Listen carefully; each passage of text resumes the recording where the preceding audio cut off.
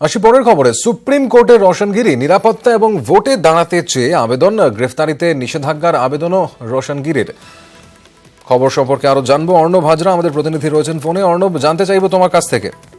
দেখো, যে আশঙ্কাটা কিছুদিন ধরে বিনয় তামাং বা অনিত থাপারা করছিল পাহাড়ে, সেই আশঙ্কাটাই সত্যি হলো এবং শেষমেশ কলকাতা হাইকোর্টের নির্দেশ দেওয়ার কিছুদিনের মধ্যেই সুপ্রিম কোর্টে একসময় পাহাড়ের রাজা বিমল গুরুংয়ের অন্যতম সহযোগী রোশনগিরি আবেদন রাখলো এবং লোকসভা ভোটে তিনি প্রতিদ্বন্দ্বিতা করতে চান, তাই পর্যাপ্ত নিরাপত্তা এবং রাজ্য সরকার যাতে তাকে গ্রেপ্তার না করে সেই প্রোটেকশন চেয়ে আজ আবেদন করা হলো।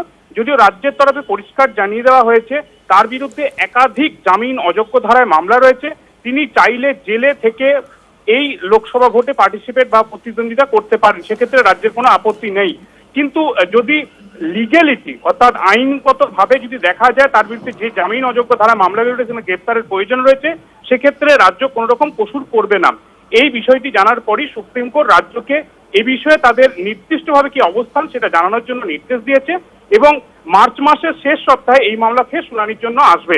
তবে বিনয় তামাংদের আশঙ্কা সত্যি হলো, অর্থাৎ নির্বাচনে, লোকসভা নির্বাচনে প্রতিদ্বন্দ্বিতা করতে চায় গোর্খা জনমুক্তি মোর্চার। ধন্যবাদ তোমাকে অর্ণব। এই মুহূর্তে সরাসরি আমরা চোখ রাখবো রবিশঙ্কর প্রসাদ, বিজেপি নেতা, তিনি সাংবাদিকদের মুখোমুখি। 2019 के इस कोशिश में सबसे उल्लेखनीय बात क्या है कि इस प्रस्ताव को मूव किया फ्रांस, अमेरिका और इंग्लैंड ने, और इसको को स्पॉन्सर किया चीन को छोड़कर सिक्योरिटी काउंसिल के सारे मेंबर्स ने। I wish to make it very clear that the proposal yesterday was moved together by France, America and England and was co-sponsored by all other members of the Security Council except China.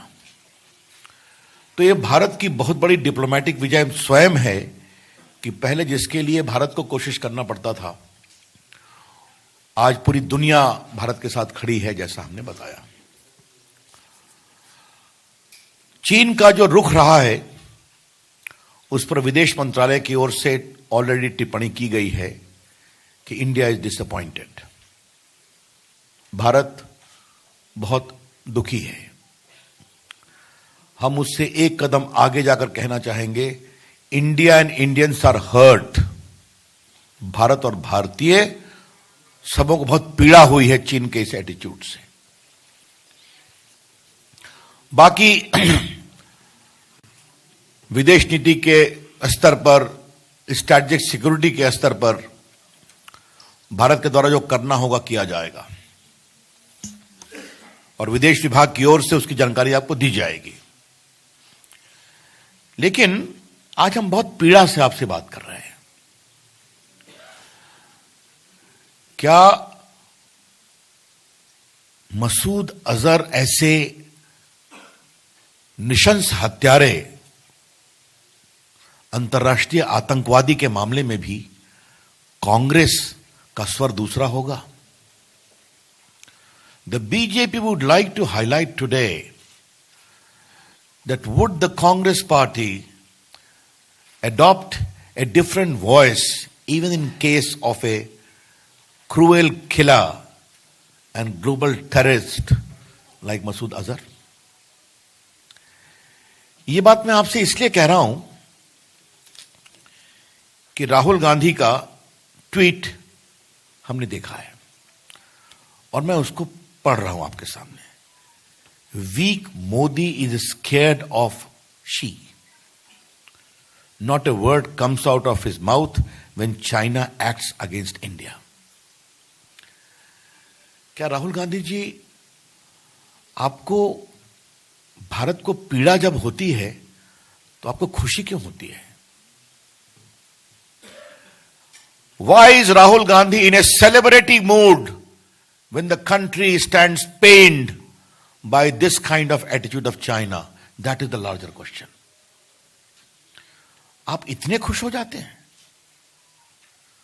राजनीति में अंतर होगा, विरोध होगा, होना भी चाहिए, लेकिन क्या एक घोर आतंकवादी के खिलाफ कार्रवाई में चाइना की पुरानी नीति के दोहराए जाने पर भी आप खुश हैं? क्या हो गया है राहुल गांधी जी आपको? What has happened to you, Rahul Gandhi? I know your tweet must be headline news in Pakistan. आजकल आपको पाकिस्तान की मीडिया में और टीवी में अपने ट्वीट और अपने कमेंट को देखकर बहुत खुशी होती है। अभी तो आपका विषय है। लेकिन मुझे आज राहुल गांधी से कुछ सवाल पूछना जरूर है। बाकी कपिल सिब्बल ने ट्वीट किया है, जब राग दरबारी में एक सुर लगता है तो सारे दरबारी वही सुर गाते हैं। इसलिए मैं अब सबका नाम नहीं लूंगा, सबके ट्वीट्स हमारे पास हैं। आज का विषय मैं इन्हीं पर के राहुल गांधी जी से मेरा पहला सवाल, या मैं चाहूंगा कि मीडिया इसको विस्तार से दिखाए जरूर। मैं इसको पहले हिंदी में रखूंगा, फिर अंग्रेजी में रखूंगा। राहुल गांधी, मेरा आपसे पहला सवाल यह है कि 2009 में यूपीए के समय में भी कांग्रेस ने चाइना ने वही टेक्निकल ऑब्जेक्शन लगाया था जो आज लगाया है कि we need to examine the evidence. उस समय आपने कोई ट्वीट किया था क्या? उस समय आपने कोई कमेंट किया था क्या? क्या मतलब है इसका? दूसरा सवाल, राहुल गांधी जी, आपके तो चीन से अच्छे संबंध हैं। डोकलाम पर आप चीन के दूतावास में गए थे, अच्छी आपकी बातचीत हुई थी। आप ही ने कहा कि मैं समझने के लिए गया था। जब भारत की सेना बिल्कुल तनाव में खड़ी थी तो राहुल गांधी बिना भारत सरकार की अनुमति के चीन के दूतावास में गए थे, अच्छी बात है। जब वो मानसरोवर गए थे तब भी आपको मालूम है कि हवाई अड्डे पर चीन के दूतावास के लोग उनको सी ऑफ करने को तैयार थे, जिसकी अनुमति नहीं मिली। और राहुल गांधी ने यह भी कहा कि मैंने बहुत से चीन के मंत्रियों से मुलाकात की। तो राहुल गांधी जी, अगर चीन से आपके इतने अच्छे संबंध हैं तो कम से कम इस आतंकवादी के मामले में चीन के साथ अपनी दोस्ती का आप लाभ भारत के लिए उठा लेते, उनको समझा देते। Mister Rahul Gandhi, as per your own utterances, you enjoy very close relationship with China. You visited Chinese embassy when Doklam tension was at a high. When you went to Mansarovar, you publicly claimed the Chinese embassy people were keen to see you off, a permission denied by the government of India. And when you went to Mansarovar, you publicly said that I am in touch with many ministers. So if you are so much close to Chinese establishment, you could have used that proximity to persuade China to take a stand against Masood Azhar. Why you did not?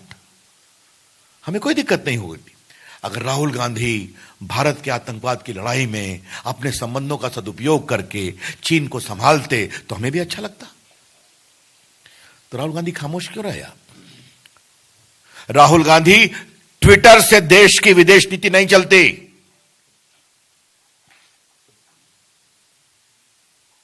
Rahul Gandhi ji, Twitter foreign policy is a serious and sensitive subject. It is not determined by tweeting.